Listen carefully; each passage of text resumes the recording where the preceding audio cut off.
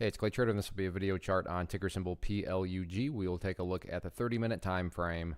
Real quick, what do I mean by 30-minute in case maybe you're new to charts? Instead of each one of these candlesticks here representing 1 day's worth of price action, which is what you might normally see, each one represents 30 minutes. While this here may look like a few weeks worth of time, it's actually just the past 2 days broken down into 30-minute time slices. I like to do this time frame. I think it does a good job of telling the quote-unquote story of the price, and then makes mapping out levels of support and resistance a bit easier to see. Did this analysis yesterday, and I talked quite a bit about this 245 area down here at the being denoted as the green line here as support. And as it stands right now, that is still a very, very important level of support. Why that's so important, I'm not going to get into that. If you're curious, you can just go back and watch the video from October 19th in the archive.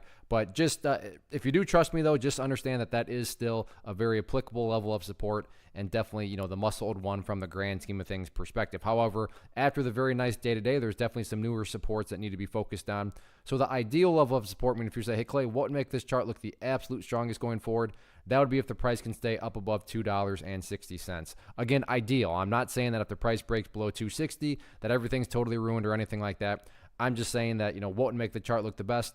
Definitely staying up above $2.60. But again, that's not ruined because 245, 246, that level would still totally be in play.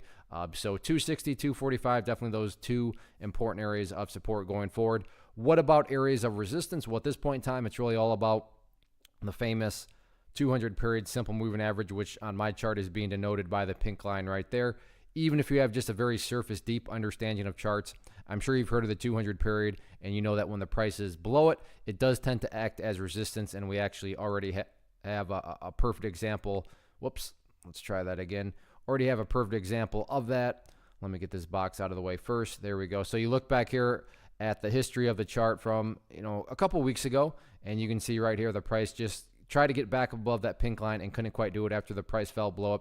So there's the last example of it acting as resistance. So going into next week, public enemy number one, definitely right up there around the 280 area, give or take a little bit. That is a moving average, so it's going to change with time. But 200 periods at moving average, public enemy number one. All in all, though, the final 2 days this week, you really couldn't ask for anything better. The price is building higher bases, so we'll see if this can continue or not next week.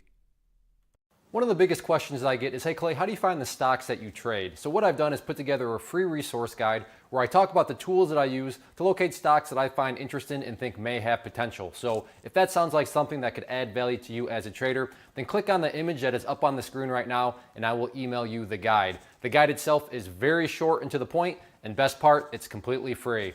Thanks for watching the video. Let me know if you have any questions.